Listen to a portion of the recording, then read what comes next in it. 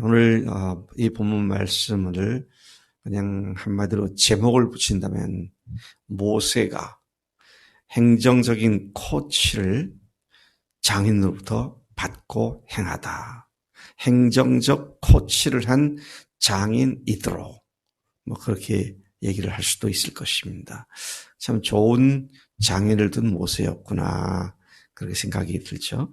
13, 14절에 보면 모세가 재판 사역을 하는 것을 가만히 옆에서 관찰하고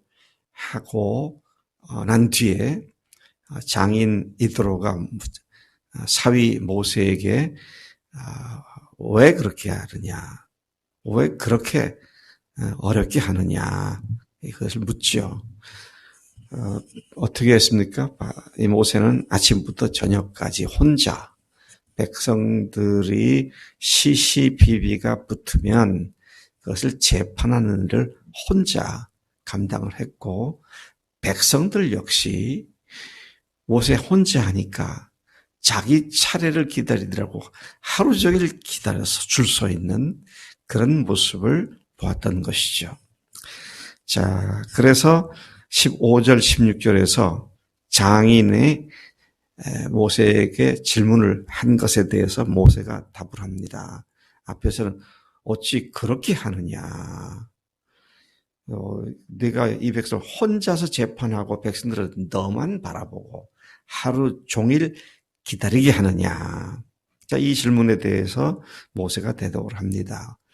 그들이 재판받을 일이 생기면 누구의 잘못인지를 하나님께 묻기 위하여 내게로 옵니다.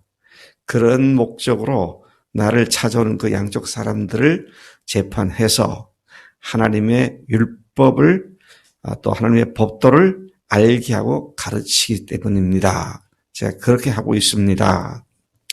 비록 모세의 그러한 재판하는 일이 꼭 필요했고 또 그 일을 통해 백성들에게 하나님의 법도를 가르치고 정당하게 법도를 가르치는 정당하고 거룩한 목적이 있다 할지라도 그러한 사역을 하는 방식 때문에 모세뿐 아니라 모든 백성이 지치고 건강까지 망가뜨릴 수 있는 위험, 기력이 쇠진했다. 자, 이런 위험이 있음을 장인 이드로가 주목을 하게 된 것이었습니다. 자, 그 얘기를 들은 이드로가 사위에게 17, 18절에서 재판에 대한 장인의 판단을, 모세가 하는 행위에 대한 판단을 내려주고 있죠. 사위의 말을 들은 장인이 모세에게 이렇게 말을 하죠. 네가 하는 일이 옳지 못하도다. 너뿐만 아니라 내 백성이 필경 기력이 쇠할 것이다. 이 일이 내게 너무 중하기 때문에 네가 혼자 할 수 있는 일이 아니지 않느냐. 이제 그런 지적을 하게 되죠. 우리는 종종 목적과 동기가 선하고 고상하기 때문에 열심을 다합니다. 근데 문제는 비효율적으로 어리석게 행하는 일이 많이 있다. 열정만 가지고 열심히 한다고 일이 제대로 되는 건 아닌데 그냥 그렇게 할 때가 많이 있습니다. 그렇기 때문에 주님을 위해, 교회를 위해 무엇을 한다고 할 때는 하나님의 효율적인 방법을 구하고 찾고 강구하는 것이 필요하다는 것이죠. 물론 하나님의 일은 효율성을 따져서 하고 안 하고를 하면 안 됩니다. 왜냐하면 사랑은 효율성을 따지는 것이 아니기 때문에 아무리 돈이 많이 들더라도 한두 영혼을 구하는 일이면 그 비용, 가성비 생각하지 않고 투자를 해야 합니다. 그러나 일반적으로 해야 하는 일들을 보다 효과적으로 할 수 있다면 그 효율성을 잘 살펴서 그대로 해야 한다는 사실을 하나님이 이 말씀을 통해서 말씀하고 있는 것이죠. 19절에서 23절까지는 재판 사역에 대한 장인 이드로의 제안이 나옵니다. 제안 또는 코치라고도 말할 수 있겠죠. 모세의 말을 들은 이드로는 지혜롭고 효율적인 방법을 제안하고 코치해 주었습니다. 그냥 자신의 생각을 말한 것이 아니라 내가 네게 방침을 가르치리니 하나님이 너와 함께 계실지로다. 너는 하나님 앞에서 그 백성을 위하여 그 사건들을 하나님께 가져와라. 그렇게 말을 합니다. 효율성을 따지다도 반드시 하나님 앞에서 하나님의 방법을 따라 해야 한다라는 전제를 하고 있음을 보게 됩니다. 모세가 믿고 의지해온 하나님께서 함께 하실 것을 축복하며 모든 재판권을 하나님께 가져와 그분 앞에서 재판할 것을 코치했습니다. 그러기 위해서는 먼저 백성들에게 율례와 법도 마땅히 행할 길과 할 일을 교육하라고 말하죠. 예방책이 상책임을 알려주고 있는 말씀이기도 합니다. 그래서 우리가 열심히 하나님 말씀을 배워야 돼요. 하나님 말씀을 가르쳐야 됩니다. 뭐가 옳고 그른지 하나님께서 뭘 의라고 무엇을 불이라고 말씀하고 있는지를 알아야 우리가 바른 판단력을 가질 수 있기 때문이죠. 21절 다시 돌아갔습니다. 이드로가 그 다음에 백성 중에서 하나님을 두려워하며 진실하고 불의한 이익을 미워하는 자, 곧 능력 있는 사람들을 찾아서 그들을 1000부장, 100부장, 50부장, 10부장으로 각각 세우고 그들이 재판할 때 백성들을 그들이 재판하게 하되 재판할 사안의 경중에 따라서 그 수준에 맞게 각 리더들에게 부여하고 그들이 스스로 감당해서 그들이 감당할 수 없는 큰 일은 네가 감당을 하라. 그렇게 하면 재판하는 일이 네게 쉬워질 것이고 백성들도 편하게 될 것이다. 그런 코치를 하죠. 여기서 이제 우리가 구약에서 쭉 기본적인 조직이 나옵니다. 1000부장, 100부장, 50부장, 10부장. 요즘 말하면 반장, 이장, 동장, 면장, 시장 그렇게 되겠죠. 자, 그렇게 해서 그들이 모든 것을 너한테 갖고 오면 너도 감당치 못하고 백성도 지치니까 그렇게 조직을 잘 활용하라고 그렇게 말을 하고 있습니다. 23절 보니까 내가 그렇게 하는 것을 하나님께서도 허락하시면 네가 잘 감당하게 되고 또 모든 백성들도 자기 곳으로 평안하게 가게 될 것이다.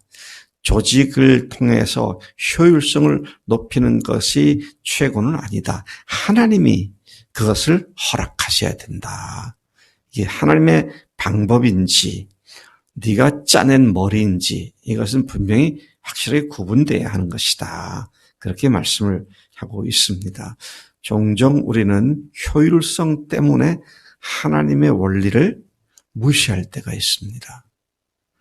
우리 주일학교 유치부 아이들이 4명이죠. 4명입니다. 근데 이 아이들을 위해서 여름 성경학교를 한다. 예산이 얼마냐? 50만 원이다. 4명을 위하여 2박 3일 어린이 성경학교인데 50만 원을 쓴다. 좀 올려볼까요? 100만 원이 소요된다. 그 100만 원을 써야 할까요? 말아야 할까요? 효율성을 따지면 4명 가지고 100만 원을 쓰면 1인당 25만 원인데 이건 너무 큰 돈 아니냐 이렇게 생각을 하게 되죠. 근데 그것이 꼭 필요하다면 그런 효율성을 따지기 전에 그 영혼, 한 영혼이 천하보다 귀하기 때문에 우리는 그 일을 할 수 있어야 합니다. 그러나 또 한편으로는 하나님께서 우리가 일을 하되 지혜롭게 하라고 효율성을 갖게 하라고 그렇게 말씀하시기도 하는 것을 보게 되는 것입니다. 24절부터 마지막 27절까지 보면은 장인이 제언한 대로, 코칭한 대로 백성의 리더들을 세우고 문제 경중에 따라 그들로 하여금 재판하게 했습니다. 자기 장인의 말을 들은 모세가 그 모든 말대로 장인이 제안한 대로 코칭한 대로 했다는 말씀이죠. 25절에 보니까 모세가 이스라엘 백성 중에서 능력 있는 사람들을 택했다 그랬어요. 앞에 이드로가 능력 있는 사람, 그 능력 있는 사람은 어떤 사람이냐 그럴 때요. 하나님을 두려워하는 게 첫째입니다. 재판하는 사람이 하나님을 두려워하지 않는다면 이건 큰 문제입니다. 그래서 우리가 다음 대통령이 뽑힐 때는 하나님을 두려워할 줄 아는 사람을 하나님 세워주십시오. 그런 기도를 하죠. 하나님을 두려워하면 어떻습니까? 하나님 앞에서 하나님의 법을 어기는 그런 법을 만들고 그런 정책을 만들지 않게 되기 때문이죠. 또 진실하며 오늘 이 말했다가 내일 저 말했다가 또 모레는 또 다른 말했다가 그건 진실하지 않죠. 한마디 한 말은 반드시 그대로 지키는 그런 사람을 여기 보니까 능력 있는 사람이다. 그렇게 말하고 있습니다. 세 번째 능력 있는 사람이 어떤 사람이냐? 불의한 이익을 미워하는 자다. 불의한 이익이 뭡니까? 뇌물 받는 거. 그렇죠? 내가 이 일을 이 사람한테 유리하게 해주게 되면 이 사람이 나한테 나중에 뭘 어떻게 해줄 수 있을까? 이거를 따져가면서 사람들의 그 눈치를 보면서 불의한 이익을 추구하는 그런 사람들은 재판장이 될 수가 없다. 공정하고 공평해야만 하는 것이다. 참 우리나라에 이러한 능력 있는 사람들이 많았으면 좋겠어요. 검찰 개혁이니 공인이 정인이 공정인이 다 여기에 걸려 있는 문제입니다. 불의한 이득을 취하려고 온갖 술수를 다하는 그런 사람들은 아무리 그가 다른 면에서 뛰어나다 할지라도 능력 있는 사람은 못 된다는 것이죠. 그래서 그들의 그런 모습들을 통해서 1000부장, 100부장, 50부장, 10부장, 요즘 말로 말하면 1000가구를 책임받는 사람, 100가구를 책임받는 사람, 10부장은 10가구를 책임받는 사람, 이런 식으로 조직을 하라고 말씀을 한 것이었고 모세가 그대로 했다. 그렇게 말을 합니다. 27절 이 일이 있은 후 모세가 그의 장인을 보내니 그가 자기 땅으로 돌아갔습니다. 하나님의 일은 열심만으로는 되지 않습니다. 그래서 하나님께 주님께서도 말씀하시기를 뱀같이 지혜롭고 비둘기같이 순결하라. 어떤 일을 할 때는 뱀같이 지혜로워야 한다. 그런 말씀을 하셨던 것을 기억합니다. 최고의 효율성을 고려하여 가장 효과적이고 능률적인 방식을 따라 행하는 것은 결코 하나님의 원리에 위배되지 않음을 보여주고 있습니다. 우리 교회로서는 마디장, 목자, 부장, 위원장, 목회자 이런 조직은 참으로 영적인 조직이고 하나님의 위대한 도구가 될 수 있다. 그래서 여러분 우리가 내가 하는 모든 일에 효율성을 생각을 하되 하나님의 사랑의 원리까지 잡아먹어가면서 효율성 그건 성경이 아니죠. 성경은 예수님께서 우리를 위해서 당신의 목숨을 버리시기까지 한 효율성 없는 사랑입니다.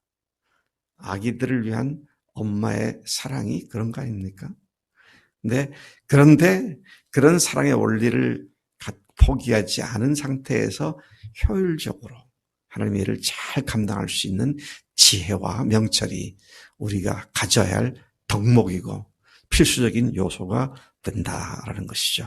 하나님 아버지 감사합니다. 이 아침에 모세의 장인 이드로가 모세가 열심히 재판을 했던 그 일을 보고 그게 옳지 못하다. 조직을 갖고 각 리더들을 세우고 그들이 감당할 수 없는 큰 일은 네가 맡으라고 하나님이 허락하시면 그렇게 하라고 그렇게 조언한 것을 통해서 모세가 그가 가벼워지고 쉬워지고 보다 효율적으로 일했던 모습을 저희들이 보았습니다. 하나님, 저희들이 하나님의 사랑의 원리 안에서 가장 효과적이고 효율적인 사역을 할 수 있도록 마디 장으로서 또는 주일학교 부장 선생님으로서 교사로서 또는 교회 위원장들로서 하나님 이 일을 잘 감당하도록 역사해 주실 줄로 믿습니다. 감사합니다. 예수님의 이름으로 기도를 쌉나이다. 아멘. 아멘.